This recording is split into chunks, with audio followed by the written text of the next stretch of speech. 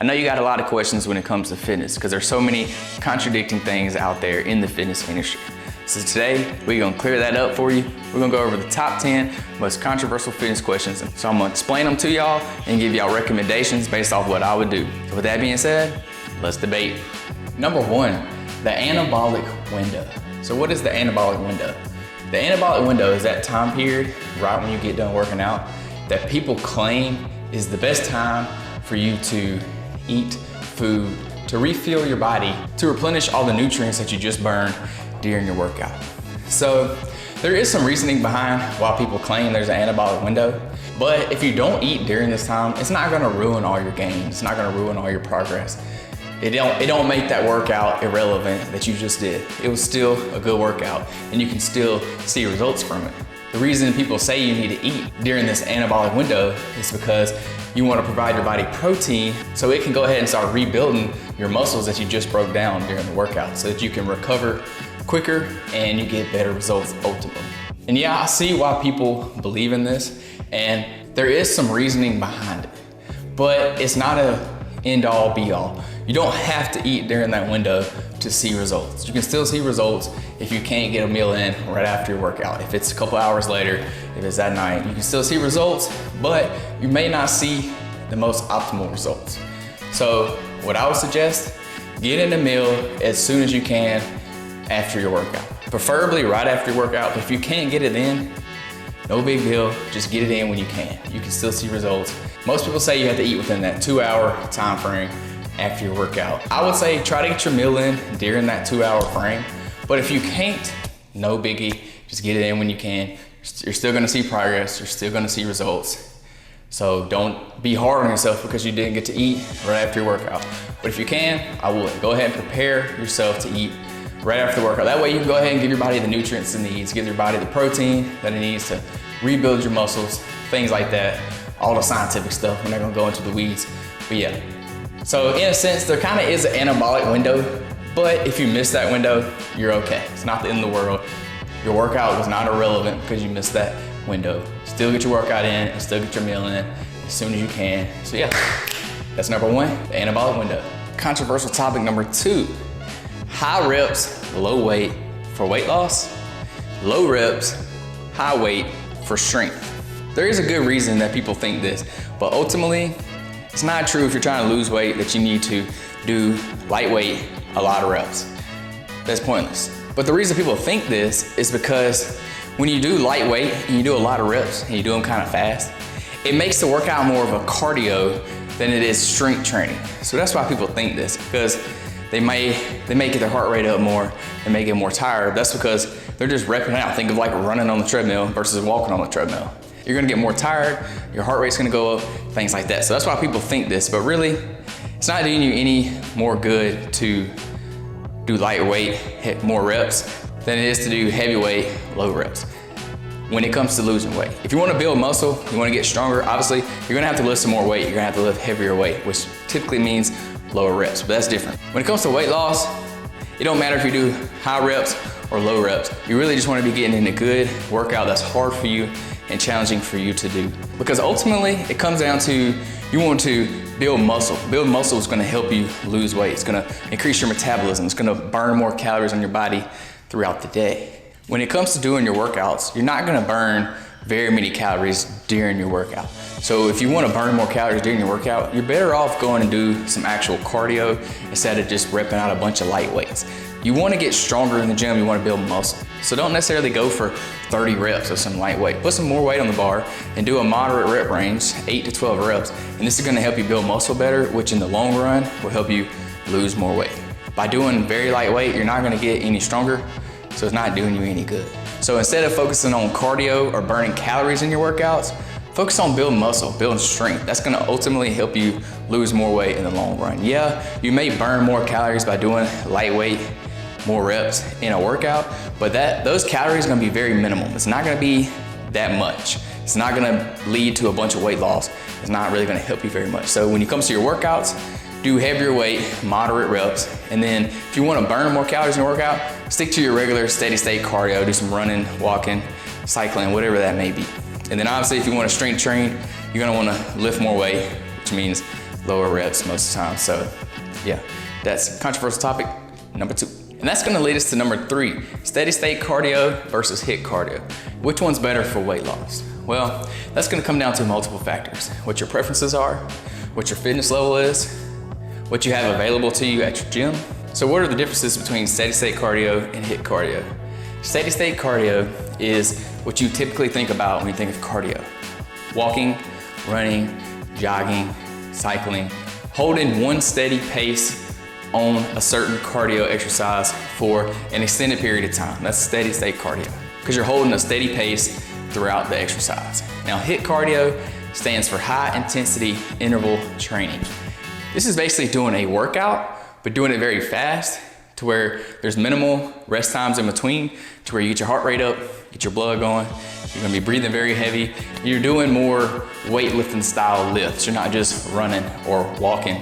It's more of a workout, and you do it in a shorter period of time. So HIIT workouts are normally less than 30 minutes long, literally. Some as low as 15 to 20 minutes. You can get a really good HIIT workout in a very short period of time. Now, steady state cardio takes a long period of time. So it depends on what you like more. If you have time for steady state, if you're in a hurry, you can do HIIT cardio. If you're new to the gym, you probably shouldn't start with HIIT cardio. HIIT cardio is not the safest form of cardio because you're not gonna be practicing proper technique, proper lifting techniques. It's gonna be very hard for you to do at first, but as you work your way up to it, it could be a good option for you to do. So if you're new, I would suggest sticking to steady state cardio. Stick to walking. That's your best bet first starting out, and then as you get better, you can build up to running. It comes down to what you like more. Would you rather walk or run, or would you rather get a workout in? Does your gym offer HIIT classes? Does it not? Do you work out at home? You can go outside, walk or run down your street. It really just depends. Honestly, I was just doing both. Try them both out. You may figure out that you like one versus the other, or one may fit better in your schedule than the other. But to get the best optimal results, I would say do both. But if you don't like one or the other, you don't have to do it. There's other forms of cardio that you can do. To answer the question, there is no better option when it comes to losing weight. It's really gonna depend on you and your preferences. So figure that out for yourself, and there's your answer. Number 4, low carb diet versus low fat diet. Do they actually work for weight loss, and which one is better? Well, to answer your question, yes, they do work. Do you have to follow one of these diets? No. Do I think one is better than the other? No. The reason I think that is because ultimately it comes down to a calorie deficit. So when you do a low carb diet or a low fat diet, it cuts out an entire food group for you. So it limits the amount of foods that you're able to eat. So what does that do? It naturally puts you in a calorie deficit because you're having to be more strict on your diet. You're having to be more strict on what you can eat. This is gonna overall lower the amount of calories that you're eating throughout the day, which puts you in a calorie deficit, which allows you to lose more weight. So that's like the grand scheme of things. Yes, there's a lot of science that goes into these diets and how they can be beneficial, but honestly, that goes over my head, so I'm not gonna get into the weeds of it, but ultimately, it comes down to the amount of calories that you're eating any given day. So yes, they do work. Should you do them? Depends on yourself, depends on you. Yes, maybe you can do them, you don't have to. You can lose weight eating carbs, you can lose weight eating fat. Back in the day, the low fat diet was the more popular thing that people followed, and now with the new keto wave, it's now moved to low carb diets. So yes, they do work. Should you do one?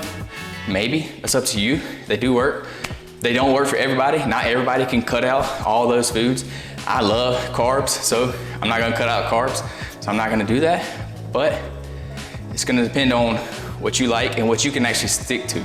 Something that you can be consistent with, because if you're not consistent with it, it's not gonna work. So if you wanna try one of these out, give it a try, but you gotta go all in. You gotta give it 100% to actually see results, because if you don't go all in, it's not gonna be beneficial for you. To answer the question, yes, they both can be used for weight loss. No, I don't think one's better than the other. It's gonna depend on the person and your preferences and what your goals are. But you don't have to do them if you wanna lose weight. So yeah, that's low carb versus low fat diet, and which one's best for weight loss. Number 5, machines versus free weights. Which one's better for building muscle? Well, this one's gonna come down to your fitness level, your experience level. What I would suggest, if you're a beginner, stick to the machines because they're more beginner friendly, less risk of injury, they're easier to adjust the weight, and normally they'll have a description on them telling you how to do the lift and what muscles they train. When it comes to free weights, this is gonna be your more advanced level people that typically do free weights. Do I think one's better than the other? No, absolutely not. I think you should do both. You see bodybuilders, they use free weights and they use the machines. So they can be beneficial if if you're very experienced, they can be beneficial if you're new. So I would say try both, but if you're kind of intimidated by the free weights or you're not sure how to use them, then stick to the machines at first until you start developing that technique and getting more experience in the gym. Start with the machines and work your way up to the free weights. But I think you should use both. Mix it up, depending on what workout you're doing, depending on the exercise. Just gonna determine what kind of weights you need to use. Do I think you shouldn't use free weights if you're a beginner? No, but if you are a beginner and you want to use free weights, then I say go for it. But make sure you're practicing proper technique. Really focus on that form. Start with lower weight while you're developing that technique, because you don't want to injure yourself later on down the road, because that's ultimately going to keep you from being able to work out. So start from day one doing the right technique. But yeah, neither one's better than the other. They both can be used for building muscle, for building strength, and they're both great options. I would suggest using both. But when it comes down to it, it's really going to depend on you and your fitness level and what you prefer. You may not prefer using free weights, or you may not like the machines. So you have to figure out which ones you do and you don't like, and what exercises you're trying to do. It's all gonna depend on that. So to answer the question, they're both good options. Use both of them to build muscle and to build strength. Number 6, should you use a full range of motion when working out? I would say yes. I preach using a full range of motion for every exercise, for every lift, because why would you do a half rep? I don't get the half reps.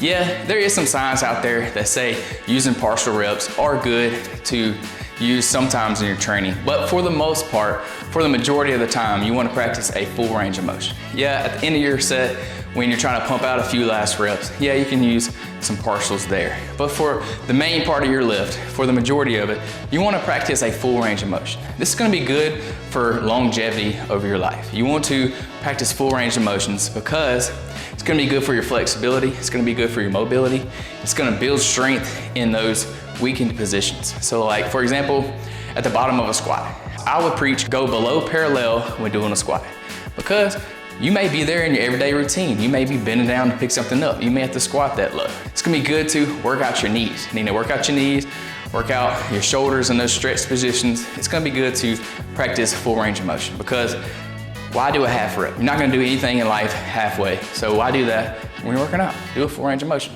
Now, there's one caveat to that. If you have a pre-existing injury that don't allow you to do a full range of motion, in that case, yeah, you may want to practice doing some half reps, some partials. Depends on you in that situation. So if you have a shoulder problem and it don't allow you to do full range of motion, then that's one thing. That's a little different. But I would suggest, if you can, try to do full range of motion, the best that you can, to practice overall longevity, good healthy joints, and things to that effect. So yeah, use a full range of motion if you can, and then utilize partials in areas for some extra intensity on your workouts and things like that.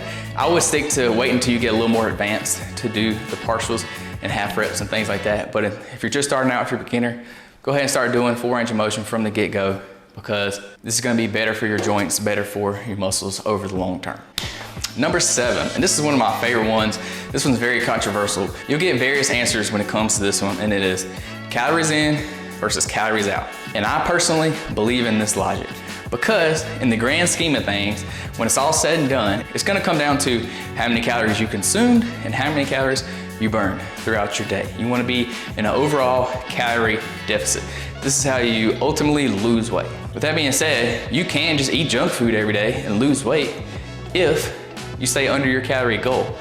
But as we all know, junk food, unhealthy foods, sugary foods, they're not good for you. They're not gonna keep you satiated, and they're gonna make you hungrier throughout the day. When you eat, it's gonna spike your blood sugar, and then an hour later, you're gonna be hungry again, so you're gonna eat again. So this is why people preach eating more nutritious foods. You wanna eat more whole foods, proteins. These are gonna keep you fuller for longer periods of time, which is gonna lead to less calories and more nutrients in your body. So can you lose weight eating junk food as long as you're in a calorie deficit? Yes. Should you? No. You should be eating healthier foods, but it can be done. At the end of the day, it's calories in versus calories out. But you really wanna focus on nutritious foods. Don't just eat junk food and say, oh, it fits my macros, so I can eat it. Well, yeah, that's true, but you're not doing it the best way possible. You're not gonna get the best results, especially if you're trying to build muscle. You wanna make sure you're consuming protein. That's gonna be key. So with all that being said, yes, calories in versus calories out is true. But you wanna prioritize your healthier foods and limit your more calorie dense, sugary foods. They're not gonna be as good for you. They're gonna spike your blood sugar. You may be able to lose weight eating the junk food in the short term, but over the long term, it's not gonna be sustainable diet for you to see results over a long period of time. Number 8, fasted cardio for weight loss. People think this works because they don't have any food in their body, so they're not burning the food off. Instead, they're burning the fat off. This is true in a sense because you don't have any food in your stomach to burn off while you're doing the cardio. But ultimately, at the end of the day, it's gonna come down to how many calories you're consuming throughout the whole day. So say you work out fasted and you burn 500 calories in your cardio session. Well, you still gotta eat. So you're just gonna replenish all those calories that you just burned. So it's gonna come down to, are you in a calorie deficit or not? The reason fasted cardio works is because it lessens the amount of time you have throughout the day to eat, because you're not eating in the morning before you do your cardio. So therefore you can't eat until after, which is gonna give you less time throughout the day to eat, which means you typically consume less calories because you're not eating as many times. You have less time throughout the day to eat. Puts you in a calorie deficit because you're eating less calories. Does it make you lose more weight because you're fasted? No, not necessarily. Does it work because you're eating less calories? Yes. So should you do fasted cardio? It don't really matter. You're gonna eat the calories regardless. If it helps you eat less calories throughout the day, then I say yes, do the fasted cardio. If you're gonna binge eat after you get done doing cardio because you're starving, then it's probably not gonna do you very good. So you have to decide this for yourself. But yeah, it can work, so try it. If you like it, stick to it. If you don't have to do it. Number 9, do supplements actually work? Do you actually need them? Do they work? Yes. Do you need them? No. I'll tell you this, if you're not on point with your workouts, if you're not on point with your diet, if you're not being consistent, then there's no point in you taking supplements. They're not gonna do you any good. But if you're consistently working out, if you're consistently eating right, if you're consistent with your whole fitness journey, then yes, use supplements. They do work and they can be very beneficial to helping you seeing better results, better gains over time. But if you don't have those other things right, they're probably not gonna do you any good. The benefit that supplements are gonna bring you are pretty minimal when it comes to the overall fitness journey. It's really gonna come down to the nutrients in the food that you're putting in your body. So should you use them? Yeah, you should, but only if 1, you can afford them. They can be kind of expensive. 2, you're gonna stick to your fitness journey for the long term. If you're just gonna work out for a month, you might as well save your money. Don't waste your money on the supplements. I would suggest getting your food right first, get your diet down pat first before you implement the supplements. And make sure you're being consistent with your workouts. If you're not working out, supplements is not gonna do you any good really, but they can be a very critical tool when it comes to getting that extra edge when it comes to your workouts, getting that extra little boost, the extra recovery, the extra protein, whatever it is that you're taking. It can help you and they can be beneficial, but they're not for everybody. I wouldn't suggest everybody taking them. Only people that are pretty serious about their fitness journey, then you should start taking them. When you're first starting out, you don't need them, but as you get more and more into it, as you progress, as you get more advanced, you get more experience, then yes, start implementing supplements as you go along and they will help you. And last but not least, can you build muscle and burn fat at the same time? The ultimate answer is yes, you can. But it's gonna come down to a few things. The best people that can build muscle and burn fat at the same time is gonna be beginners, because you have a little extra weight to lose and your muscles haven't had that stimulus applied to them to make them wanna grow, to wanna build muscle. So beginners are gonna be the best people for this. As you get more advanced, this is gonna be harder and harder for you to do. Yes, you can do it, and it's probably gonna take longer for you to see results because you're doing it gradually, but it can be done. And beginners are gonna see the best results from this because the muscles aren't used to being stressed. So they're gonna have a better stimulus when it comes to building muscle. And you're also gonna have a little bit more body fat on you, so you're gonna lose that as you're burning the calories. So you can do it at the same time.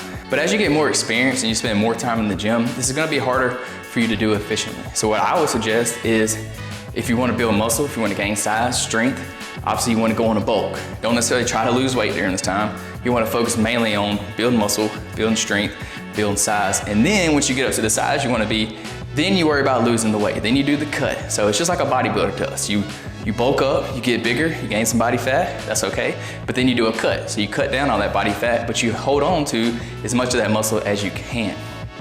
So can you build muscle and burn fat at the same time? Yes. Are you gonna be able to do this forever? Probably not. When you're a beginner, definitely try to do this because you can see good results from the get-go, but as you progress, as you get more experience, I would suggest moving to the bulk cut bodybuilding style training. There's a reason that bodybuilders do this because it works better for them. It's more efficient. If they could build muscle and burn fat at the same time, they would do that, but it's not the most optimal way. Once your body gets used to tearing the muscles down, building them back. At the end of the day, it's gonna come down to where you are in your fitness journey. If you're more experienced, I would say, don't try to do this. If you're a beginner, I would say go for it. You can see really good results when you're first starting out. And there you have it, folks. That's my top 10 most controversial topics when it comes to fitness. Now, in fitness, there's no one size fits all for everybody. And there's always gonna be controversial topics. People are gonna believe in different things. People are gonna try different things, and they're mostly gonna believe in what works for them and what didn't work for them. So you're gonna get both sides of the story when it comes to a lot of things in fitness. What I suggest you do is try both of them out for yourself, and whenever one works best for you, I would stick to that one. But with that being said, I know some of y'all totally disagree with me, so let me know down in the comments, where did I go wrong? How do you disagree with me? And that way we can learn from each other. I'm always looking to get better, to learn more about fitness, and so should you. So drop a comment on the video, and while you're at it, watch this video right here.